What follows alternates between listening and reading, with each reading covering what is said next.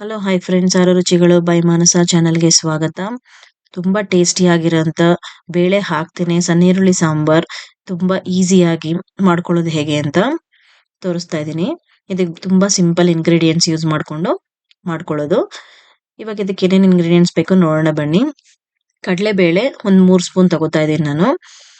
ಮತ್ತೆ ಉದ್ದಿನ ಬೇಳೆನೂ ಕೂಡ 3 ಸ್ಪೂನ್, ಎರಡು ಒಂದೇ ಅಳತೆನಲ್ಲಿ ತಗೊಂಡು ಅದನ್ನ ಚೆನ್ನಾಗಿ ಫ್ರೈ ಮಾಡ್ಕೊಳ್ಳಿ, ಸ್ವಲ್ಪ ಬ್ರೌನ್ ಕಲರ್ ಬರೋ ತನಕ. ಅದಾದ್ಮೇಲೆ ಬ್ಯಾಡಗಿ ಮೆಣಸಿನ್ಕಾಯಿ ಒಂದು 6 ಇಲ್ಲ 7 ಬ್ಯಾಡಗಿ ಮೆಣಸಿನ್ಕಾಯಿ, ಮತ್ತೆ ಒಣಮೆಣಸಿನ್ಕಾಯಿ ಕೂಡ ಒಂದು 10. ಖಾರ ಇಲ್ಲ ಅಂತಂದ್ರೆ ಜಾಸ್ತಿ ತಗೊಳ್ಳಿ, ಖಾರ ತುಂಬಾ ಜಾಸ್ತಿ ಇದೆ ಗುಂಟೂರು ಮೆಣಸಿನ್ಕಾಯಿ ಅಂತಂದ್ರೆ ಸ್ವಲ್ಪ ಕಡಿಮೆನೆ ತಗೊಳ್ಳಿ. ಅದನ್ನ ಕೂಡ ಫ್ರೈ ಮಾಡ್ಕೊಳ್ಳಿ. ಅದು ಫ್ರೈ ಮಾಡ್ಕೊಂಡಾದ್ಮೇಲೆ ಧನಿಯಾ 1.5 ಸ್ಪೂನ್ ಅಷ್ಟು, ಮತ್ತೆ ಜೀರಿಗೆ 1 ಸ್ಪೂನ್ ಜೀರಿಗೆ ಹಾಕೊಳ್ಳಿ. ಮತ್ತೆ ಮೆಂತ್ಯ ಕಾಳು 1/4 ಸ್ಪೂನ್ ಅಷ್ಟು ಮೆಂತ್ಯ ಹಾಕೊಂಡು ಅದನ್ನ ಎಲ್ಲ ಚೆನ್ನಾಗಿ ಫ್ರೈ ಮಾಡ್ಕೊಳ್ಳಿ. ಸ್ವಲ್ಪ ಬ್ರೌನ್ ಕಲರ್ ಬರೋ ತನಕ ಚೆನ್ನಾಗಿ ಫ್ರೈ ಮಾಡ್ಕೊಳ್ಳಿ.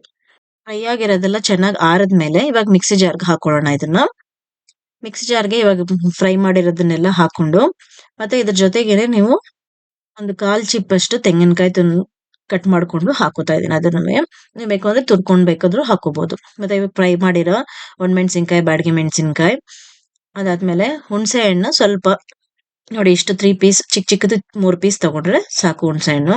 ಮತ್ತೆ ಕರಿಬೇವಿನ ಸೊಪ್ಪು ಸ್ವಲ್ಪ, ಒಂದು ಹಿಡಿಯಷ್ಟು. ಇದನ್ನೆಲ್ಲ ಚೆನ್ನಾಗಿ ನುಣ್ಣಗೆ ಪೇಸ್ಟ್ ಮಾಡ್ಕೊಳ್ಳಿ. ನೋಡಿ, ಈ ತರ ಪೇಸ್ಟ್ ಆಗಿರ್ಬೇಕು, ನೈಸ್ ಆಗಿ ಪೇಸ್ಟ್ ಆಗಿದ್ರೆ ಚೆನ್ನಾಗಿರುತ್ತೆ ಸಾಂಬಾರ್. ನೋಡಿ, ಇವಾಗ ಇದಕ್ಕೆ ಒಗ್ಗರಣೆ ಹಾಕೊಳ್ಳೋಣ. 1 2 3 ಸ್ಪೂನ್ ಅಷ್ಟು ಎಣ್ಣೆ ಹಾಕೊಂಡು ಅದಕ್ಕೆ 1 ಸ್ಪೂನ್ ಅಷ್ಟು ಸಾಸಿವೆ ಹಾಕೊಳ್ಳಿ.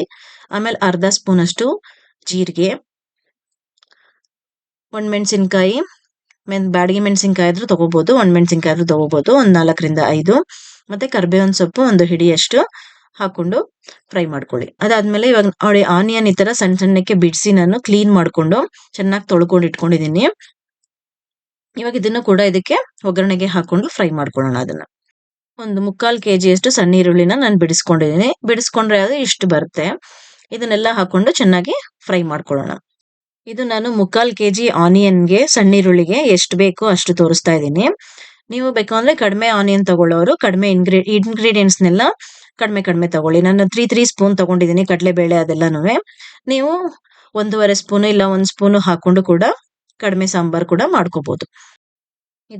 ಇದಕ್ಕೆ ಇವಾಗ ಒಂದು ಅರ್ಧ ಸ್ಪೂನ್ ಅಷ್ಟು ಅರಶಿನ ಕೂಡ ಜೊತೆಗೆ ಹಾಕೊಂಡು, ಮತ್ತೆ ಇಂಗು ಅದು ಕೂಡ ಅರ್ಧ ಸ್ಪೂನ್ ಹಾಕೋತಾ ಇದ್ದೀನಿ. ಇಂಗು ಸ್ವಲ್ಪ ಜಾಸ್ತಿ ಹಾಕೊಂಡ್ರೆ ಟೇಸ್ಟ್ ತುಂಬಾ ಟೇಸ್ಟಿ ಆಗಿರುತ್ತೆ. ಇದಕ್ಕೆ ಬೆಳ್ಳುಳ್ಳಿ ಹಾಕಲ್ಲ, ಬರೀ ಇಂಗು ಒಗ್ಗರಣೆ ಹಾಕಿ ಮಾಡೋಣ. ಟೇಸ್ಟ್ ತುಂಬಾ ಚೆನ್ನಾಗಿ ಬರುತ್ತೆ. 1 ಲೋಟ ಅಷ್ಟು ನೀರ್ ಹಾಕಿ ಇವಾಗ ಇದನ್ನ ಮುಚ್ಚಿಟ್ಬಿಡಿ. ಸ್ವಲ್ಪ ಆನಿಯನ್ ಎಲ್ಲ ಚೆನ್ನಾಗಿ ಸ್ವಲ್ಪ ಬೆಂದ್ರೆ ಟೇಸ್ಟ್ ಚೆನ್ನಾಗಿರುತ್ತೆ. ಮಸಾಲೆನ ಫಸ್ಟೇ ಹಾಕ್ಬಿಟ್ರೆ ಆನಿಯನ್ ಬೇಯೋದು ಸ್ವಲ್ಪ ನಿಧಾನ ಆಗುತ್ತೆ. ಅದಕ್ಕೇನೆ ಸ್ವಲ್ಪ ನೀರ್ ಹಾಕಿ ಬೇಯಿಸ್ಕೊಂಡು ಆ ನಂತರ ಇವಾಗ ಇದು ಬೆಂದಾದ್ಮೇಲೆ ಸ್ವಲ್ಪ 1/4 ಭಾಗ ಬೆಂದಾದ್ಮೇಲೆ ಇವಾಗ ಮಸಾಲೆ ಹಾಕೊಳ್ಳಿ. ಆಮೇಲೆ ಬೇಕು ಅಂದ್ರೆ ನೀವು ಒಂದ್ 5 ನಿಮಿಷ ಮಸಾಲೆನ ಬೇಯಿಸ್ಕೊಂಡ್ರು ಸಾಕು. ಒಂದ್ 5 ನಿಮಿಷ ಕುದಿಸ್ಕೊಂಡ್ರೆ ಸಾಕು, ಸಾಂಬಾರ್ ರೆಡಿ ಆಗುತ್ತೆ.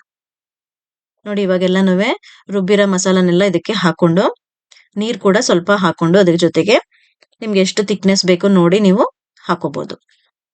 ಇದ್ರ ಜೊತೆಗೇನೆ ಎಲ್ಲ ಹಾಕದ್ಮೇಲೆ ಒಂದು 2 ಸ್ಪೂನ್ ಅಷ್ಟು ಉಪ್ಪು ಕೂಡ, ಕಲ್ಲುಪ್ಪನ್ನ ಹಾಕೋತಾ ಇದ್ದೀನಿ. ಇವಾಗ ಒಂದ್ 5 ನಿಮಿಷ ಕಲ್ಲುಪ್ಪು ಹಾಕೊಂಡಾದ್ಮೇಲೆ ಒಂದ್ 5 ನಿಮಿಷ ಕುದಿಸಿದ್ರೆ ಸಾಕಿದು. ಚೆನ್ನಾಗಿ ಕುದ್ಮೇಲೆ ನೋಡಿ, ಟೇಸ್ಟ್ ನೋಡಿ, ಬೇಕು ಅಂದ್ರೆ ನಿಮ್ಗೆ ಇನ್ನೂ ಉಪ್ಪು ಬೇಕು ಅಂದ್ರೆ ಹಾಕೋಬಹುದು.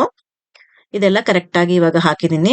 ನೋಡಿ, ವೆರಿ ಟೇಸ್ಟಿ ಆದಂತ ಸಣ್ಣ ಈರುಳ್ಳಿ ಸಾಂಬಾರ್ ರೆಡಿ ಆಗಿದೆ. ಇದು ದೋಸೆ, ಇಡ್ಲಿ, ನೀವು ಅನ್ನದ ಜೊತೆ ಕೂಡ, ವಡೆಗೂನುವೆ, ಉದ್ದಿನ ವಡೆ ಜೊತೆ ಕೂಡ ತಿನ್ಬೋದು. ತುಂಬಾ ಟೇಸ್ಟಿ ಆಗಿರುತ್ತೆ. ಇವಾಗ ಇದನ್ನೊಂದು ಬೌಲ್ಗೆ ಹಾಕೊಂಡು ಸರ್ವ್ ಮಾಡಿ. ಹಾಗೆ ನನ್ನ ಚಾನೆಲ್ನ ಸಬ್ಸ್ಕ್ರೈಬ್ ಮಾಡದೇ ಇರೋರು ಇವಾಗಲೇ ಸಬ್ಸ್ಕ್ರೈಬ್ ಮಾಡ್ಕೊಳ್ಳಿ ಫ್ರೆಂಡ್ಸ್. ಹಾಗೆ ಬೆಲ್ ಐಕಾನ್ ಕೂಡ ಪ್ರೆಸ್ ಮಾಡಿ, ನಾನು ಹೊಸ ರೆಸಿಪಿಗಳ ನೋಟಿಫಿಕೇಶನ್ ನಿಮ್ಗೆ ಬರುತ್ತೆ. ಈ ರೆಸಿಪಿ ಮನೆಯಲ್ಲಿ ಒಂದ್ಸಲ ಟ್ರೈ ಮಾಡಿ ಕಮೆಂಟ್ ಬಾಕ್ಸ್ ಅಲ್ಲಿ ಕಮೆಂಟ್ ಹಾಕಿ, ಹಾಗೆ ನಿಮ್ ಫ್ರೆಂಡ್ಸ್ ರಿಲೇಟಿವ್ಸ್ಗೂ ಕೂಡ ಶೇರ್ ಮಾಡಿ. Thank you friends.